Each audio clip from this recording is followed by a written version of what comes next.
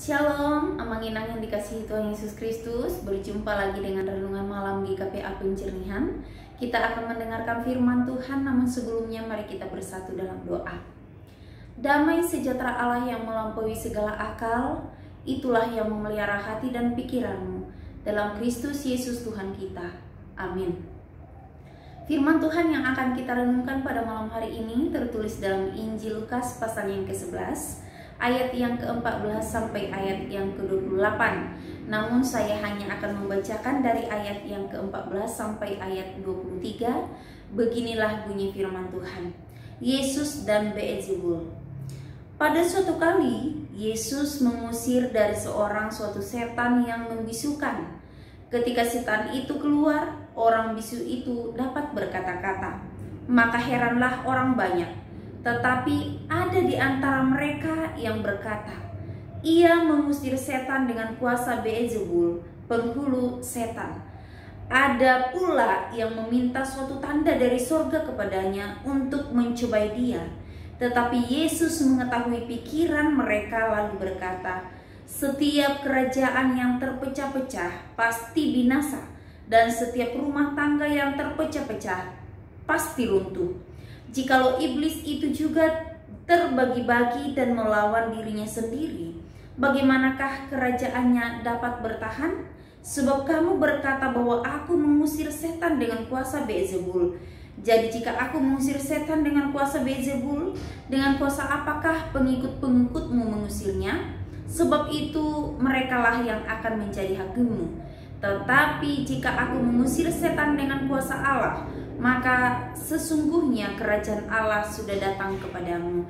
Apabila seorang yang kuat dan yang lengkap bersenjata menjaga rumahnya sendiri, maka amanlah segala miliknya. Tetapi jika seorang yang lebih kuat daripadanya menyerang dan mengalahkannya, maka orang itu akan merampas perlengkapan senjata yang diandalkannya dan akan membagi-bagikan rampasannya. Siapa tidak bersama aku, ia melawan aku, dan siapa tidak mengumpulkan bersama-sama aku, ia mencerai-beraikan. Sampai di sini pembacaan firman Tuhan.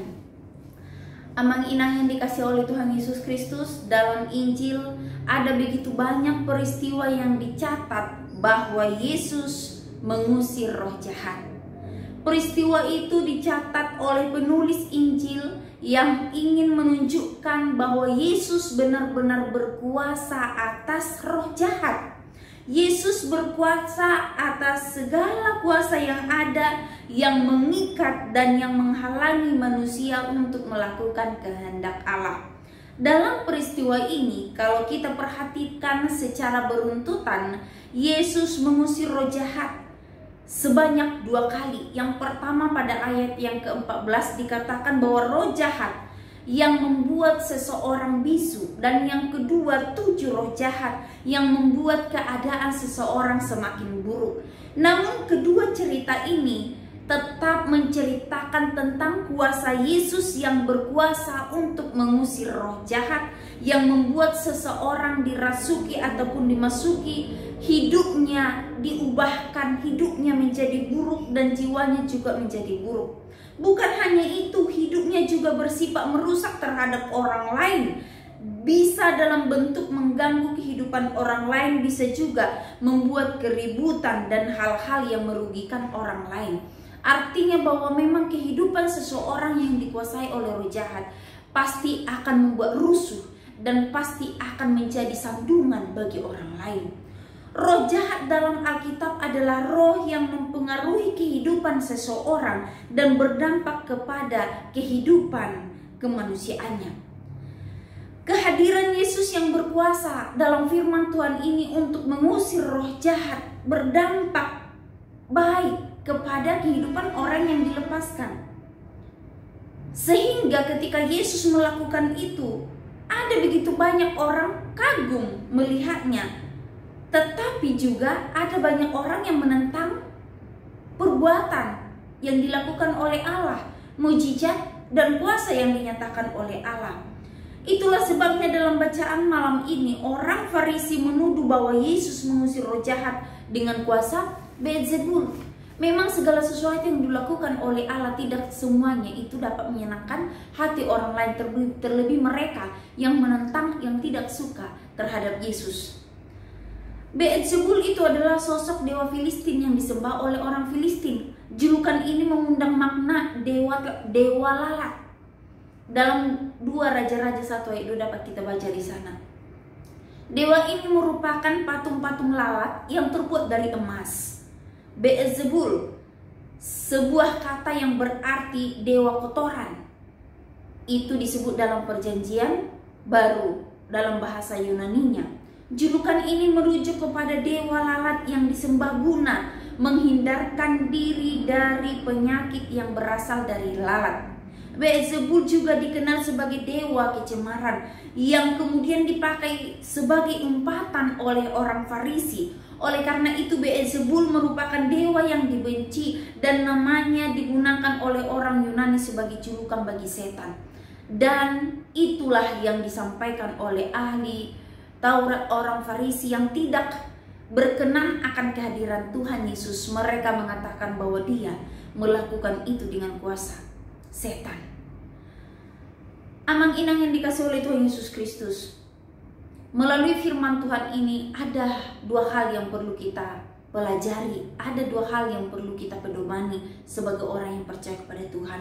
Yang pertama, dalam kehidupan kita sebagai umat tebusan, sebagai umat yang telah diselamatkan oleh Allah, maka sesekali Allah tidak akan pernah membiarkan manusia dipengaruhi oleh kuasa lain yang merusak manusia dan yang merusak hubungan manusia dengan Allah, juga dengan sesama. Yesus ada dan hadir mengusir segala roh jahat, mengusir segala niat jahat atau roh yang mengacaukan kehidupan manusia. Yesus menghendaki bahwa roh Allah sajalah satu-satunya yang berkuasa mempengaruhi kehidupan manusia, agar manusia dapat melakukan kehendak Allah, agar manusia dapat mengikuti kemauan Allah dalam kehidupannya. Kemampuan kita melakukan kehendak Allah bukan terletak pada kekuatan manusia, tetapi kesediaan kita untuk menerima kuasa dari Allah, kuasa dari Tuhan Yesus Kristus yang memerintah dalam hati dan pikiran kita. Ini menjadi peringatan penting dalam kehidupan kita sebagai orang percaya. Supaya apa? Supaya kita tidak membiarkan diri kita dikuasai oleh roh jahat. Supaya kita jangan membiarkan diri kita dipengaruhi oleh kekuatan apapun yang ada di dunia ini. Karena sekali kita ikuti, maka kehidupan kita akan dirusak olehnya. Karena itu Allah datang untuk mengusir, untuk menyatakan bahwa kuasanya lah yang lebih berkuasa dari kuasa apapun yang ada di dunia ini.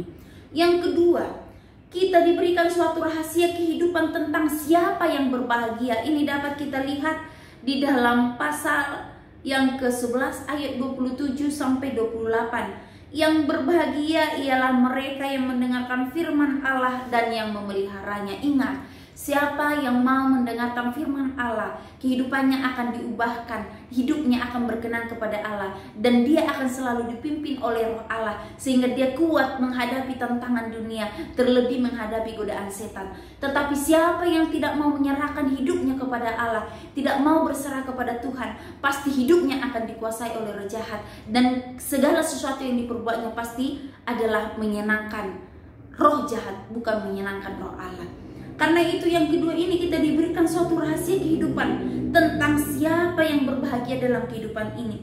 Kebahagiaan manusia bukan terletak pada pencapaiannya atau yang didapatkannya dalam hidup ini, tetapi kebahagiaan itu adalah orang yang mau mendengarkan firman Tuhan dan yang memeliharanya, maka kehidupannya akan diberkati oleh Allah. Itulah kebahagiaan sejati. Orang yang mau mendengar dan memelihara firman Allah, meneladani firman Allah, dia akan beroleh sukacita karena Allah ada di pihaknya. Maka kehidupan kekal akan menjadi bagian dalam kehidupannya. Karena itu, amang-inang yang dikasih oleh Tuhan Yesus Kristus, sekali lagi saya katakan bahwa kebahagiaan hidup bukanlah terletak pada banyaknya pujian yang disampaikan oleh orang lain seperti yang dilakukan oleh orang Farisi, para ahli Taurat, tetapi kebahagiaan itu terletak pada sejauh mana kita menuruti kehendak Allah, tetap bertahan sekalipun kita digoda dan iblis berusaha merebut kita, tetapi kita tetap teguh berdiri, kita tetap berjalan di jalan Tuhan, kita tetap melakukan kehendak Tuhan, maka kebahagiaan sejati akan kita peroleh di dunia dan dalam kehidupan yang kekal bersama dengan Bapa di surga. Karena itu, mari kita turuti kehendak Allah, mari kita turuti firman Allah. Biarlah kuasa Allah menguasai hati dan pikiran kita, sehingga kuasanya dapat bekerja dalam kehidupan kita selama kita hidup di dunia ini. Amin. Biarlah firman Tuhan ini menjadi berkat bagi kita. Mari kita bersatu dalam doa. Biarlah Tuhan firman-Mu terus menjadi pegangan kehidupan kami, sehingga kami dapat melakukan segala sesuatu yang sesuai dengan kehendak Tuhan. Iman kami semakin dikuatkan, iman kami semakin diteguhkan, sehingga kami terhindar dan mampu menghindarkan diri kami dari setiap godaan setan. Dan biarlah kuasa Allah, kehendak Allah yang terus kami lakukan, sehingga iman kami semakin teguh dalam Tuhan. Malam hari ini Tuhan, kami akan istirahat. Bila firman-Mu mencari kekuatan dalam kehidupan kami, kami percaya kuasa Allah akan menyertai dan memberkati kami, sehingga malam hari ini kami akan beroleh kenyamanan dan ketenangan, dan besok hari kami dapat bangun dengan kesehatan dan kekuatan yang baru daripada Tuhan. Terpujilah Engkau Tuhan, ini doa kami, ucapan syukur kami, dalam nama Tuhan Yesus kami sudah berdoa. Amin.